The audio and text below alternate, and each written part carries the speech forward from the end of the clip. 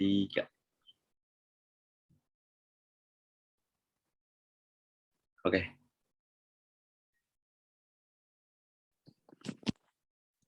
Ya, Assalamualaikum warahmatullahi wabarakatuh. Selamat siang Bapak, Ibu, dan rekan-rekan serta teman-teman yang saya banggakan.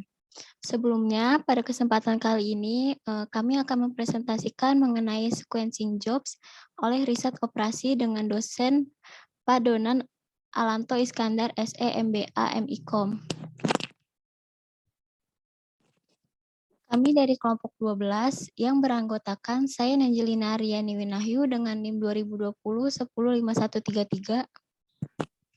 Dan saya Realdi Nova Modriansyah, NIM 20191047661.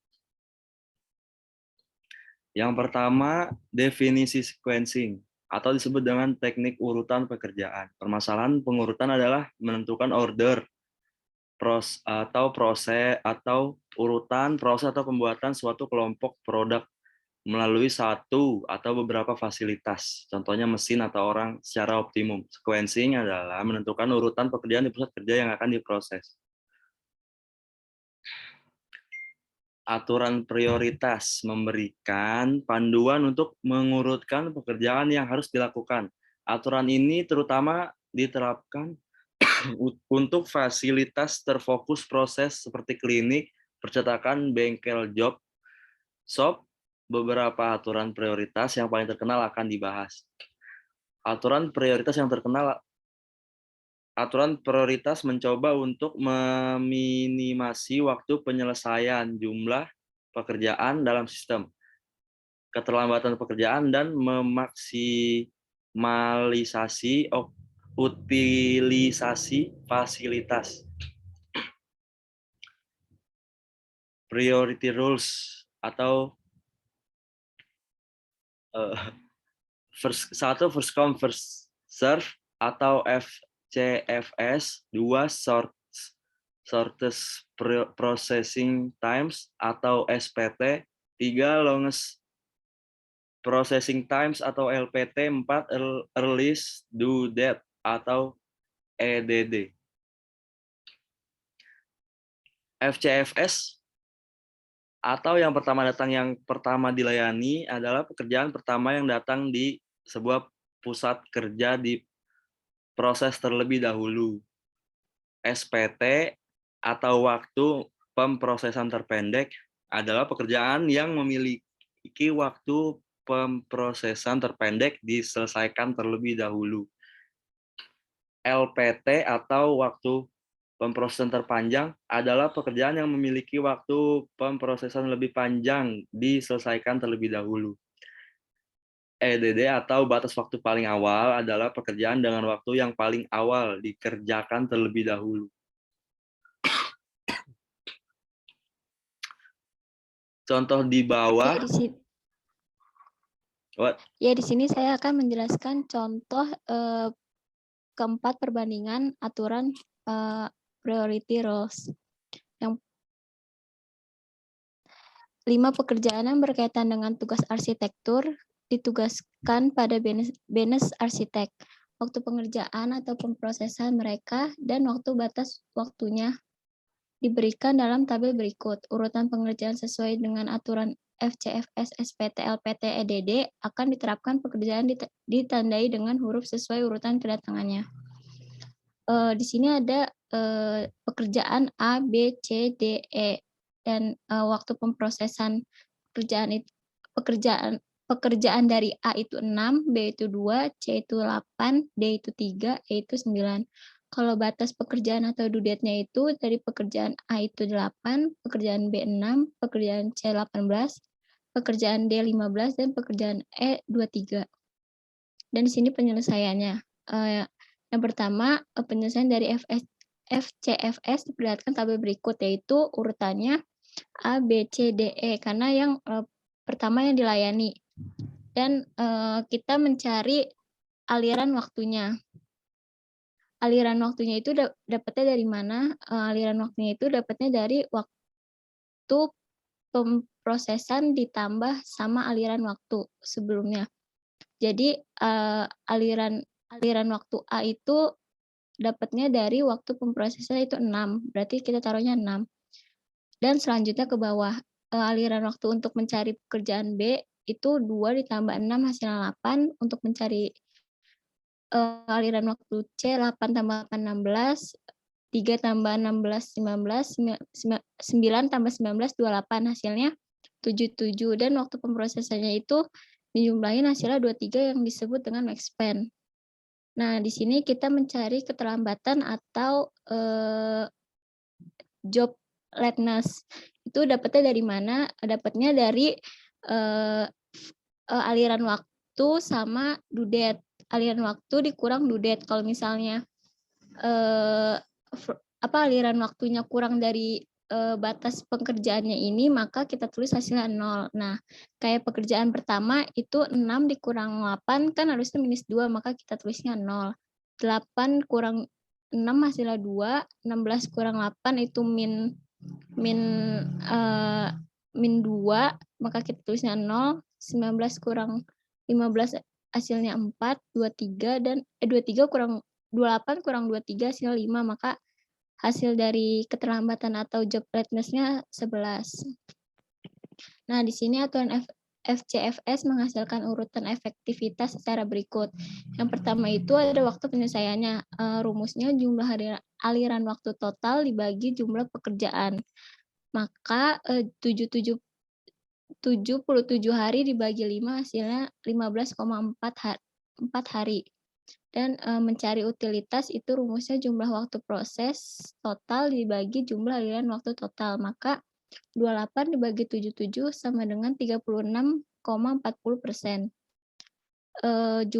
Mencari jumlah pekerjaan rata-rata dalam sistem, rumusnya jumlah aliran waktu total dibagi jumlah proses pekerjaan total. Maka 77 hari bagi 28 hasilnya 2,75 pekerjaan. Dan mencari keterlambatan pekerjaan rata-rata, jumlah hari keterlambatan dibagi jumlah pekerjaan, hasilnya 11 bagi 5, 2,2 hari.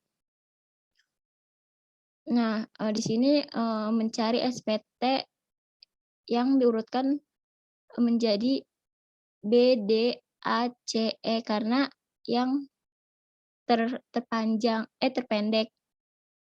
Nah kayak tadi, mencari aliran waktu itu waktu pemrosesan ditambah dengan aliran waktu. Untuk urutan pekerjaan B itu aliran waktu pemrosesannya 2, maka kita tulisnya 2. Yang D itu 3 tambah 5 hasilnya 3 tambah 2 hasilnya 5. Untuk mencari pekerjaan A 6 tambah 5 hasilnya 11. Untuk mencari pekerjaan C itu 8 tambah 11 hasilnya 19. Dan 9 tambah 19 hasilnya 28. Nah, waktu pemrosesannya itu 28 max span-nya dan aliran waktunya itu 65. Dan mencari keterlambatan atau job lateness-nya itu 2 dikurang 8 hasilnya 0, 5 dikurang 15 hasilnya 0, 11 dikurang 8 hasilnya 3, 19 dikurang 18 hasilnya 1, 28 dikurang 23 itu 5, dan jumlahnya itu 9. Nah, aturan SPT menghasilkan urutan efektivitas sebagai berikut. Yang pertama itu untuk mencari waktu penyelesaian rata-rata, jumlah harian waktu total dibagi jumlah pekerjaan 65 hari dibagi 5 hasilnya 13 hari. Kalau utilitas itu jumlah waktu proses total dibagi jumlah aliran waktu total, 28 dibagi 65 hasilnya 43,10%. Kalau jumlah pekerjaan rata-rata dalam sistem itu rumusnya jumlah aliran total dibagi waktu proses pekerjaan total, hasilnya maka 65 hari dibagi 28 sama dengan 2,32 pekerjaan. Kalau keterlambatan pekerjaan rata-rata itu jumlah hari keterlambatan dibagi jumlah pekerjaan, 9 dibagi 5 hasilnya 1,8 hari. Nah, di sini kita mencari LPT dan menghasilkan urutan E, C, A, B, D. Urutan dibuat berdasarkan waktu pemrosesan dengan prioritas tertinggi diberikan kepada pekerjaan yang paling panjang. Nah, untuk mencari waktu prosesnya itu kan 9, 8, 6, 3, 2 karena yang waktunya paling panjang. hasilnya 28 max span-nya. Dan untuk mencari aliran waktunya, itu pekerjaan E itu 9, untuk mencari pekerjaan C itu 8 tambah 9, 17, 6 tambah 17, 23, 3 tambah 23, 26, 2 tambah 26, 28, hasilnya 103. Nah, keterlambatannya itu 9 kurang 23 itu 0, 17 kurang 18 itu 0, 23 kurang 8 itu 15, 26 kurang 15 itu 11, 28 kurang 6 itu 22, hasilnya 48. Nah, untuk mencari waktu penyelesaian rata-rata itu jumlah harian waktu total dibagi jumlah pekerjaan, hasilnya 103 hari dibagi 5 jadinya 20,6 hari. Dan utilitasnya itu jumlah waktu proses total dibagi jumlah harian waktu total, 28 dibagi 103 sama dengan 27,20%. Jumlah pekerjaan rata-rata dalam sistem itu jumlah harian waktu total dibagi waktu proses pekerjaan total, 103 hari dibagi 28 hasilnya 3,68 pekerjaan. Keterlambatan pekerjaan rata-rata itu jumlah hari keterlambatan dibagi jumlah pekerja, 48 dibagi 5 hasilnya 9,6 hari. Nah, kita di sini mencari EDD yang diperlihatkan dalam tabel berikut dengan menghasilkan urutan B, A, D, C, E. Urutan dibuat berdasarkan waktu pemrosesan dengan prioritas tertinggi diberikan kepada pekerjaan yang paling awal. Nah, waktu pemrosesan itu hasilnya 28. Dan aliran waktunya itu untuk pekerjaan B itu 2, pekerjaan A-nya itu 6 tambah 28, pekerjaan D-nya itu 3 tambah 8, 11, C-nya itu 8 tambah 11, 19, pekerjaan E-nya itu 9 tambah 19 itu 28, hasilnya 68. Dan untuk keterlambatannya itu 2 dikurang 6, 0, 8 dikurang 8, 0, 11 dikurang 15, 0, 19 dikurang 18, 1, 28 dikurang 2, 35, hasilnya 6. Nah, waktu penyelesaian rata-ratanya itu jumlah harian waktu total dibagi jumlah pekerjaan, 65 hari dibagi 5, 13,6 hari. Yang untuk mencari utilitasnya itu jumlah waktu proses total dibagi jumlah harian waktu total, 28 dibagi 68 hasilnya 41,20%. Kalau jumlah pekerjaan rata-rata dalam sistem itu jumlah harian waktu total dibagi waktu proses pekerjaan total, 68 hari dibagi 28 hasilnya 2,43 pekerjaan. Dan untuk keterlambatan pekerjaan rata-rata, jumlah hari keterlambatan dibagi jumlah pekerjaan 6,6 dibagi 5 hasilnya 1,5 hari. Nah, di sini ada rangkuman hasilnya. Hasil dari keempat aturan ini diringkas sebagai tabel berikut. Nah, aturan FCFS itu untuk waktu penyelesaian rata-rata itu 15,40, utilitasnya itu 36,40, jumlah pekerjaan rata-rata dalam sistem itu 2,75 pekerjaan. Tunggu. Dan keterlambatan rata-rata itu 2,2 hari. Kalau SPT itu waktu penyelesaian rata-rata itu 13 hari, utilitasnya itu 43,10%. Terus jumlah pekerjaan rata-rata dalam sistemnya itu 2,32 pekerjaan, keterlambatan rata-rata itu 1,8 hari. Kalau LPT 13,6 hari, utilitasnya itu 41,2%, 20%. Jumlah pekerjaan rata-rata dalam sistemnya itu 2,43 pekerjaan, keterlambatan rata-rata itu 1,2 hari. Kalau EDD waktu penyelesaian rata-rata itu 20,6 hari dan utilitasnya itu 27,2%, jumlah pekerjaan dalam sistemnya 3,68 pekerjaan, keterlambatan rata-ratanya itu 9,6 hari.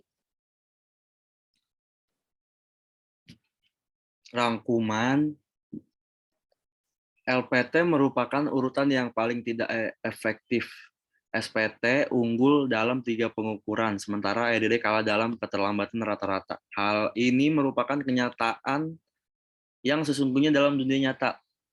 tidak ada satu pengalaman menunjukkan hal berikut. 1. SPT biasanya merupakan teknik terbaik untuk meminimalisir aliran pekerjaan dan meminimasi jumlah pekerjaan rata-rata dalam sistem. Kelemahannya adalah pekerjaan yang memiliki waktu pemrosesan panjang dapat secara terus-menerus tidak dikerjakan. 2. FCFS tidak menghasilkan kinerja yang baik pada hampir semua kriteria. Bagaimanapun, FCFS memiliki kelebihan karena terlihat adil oleh pelanggan, suatu hal yang sangat penting dalam sistem jasa. 3. EDD meminimasi keterlambatan maksimal yang mungkin perlu untuk pekerjaan yang memiliki penalti setelah tanggal tertentu. EDD bekerja baik ketika keterlambatan menjadi sebuah isu.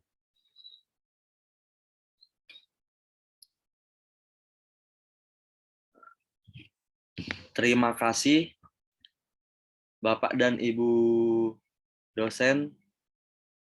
Selamat siang.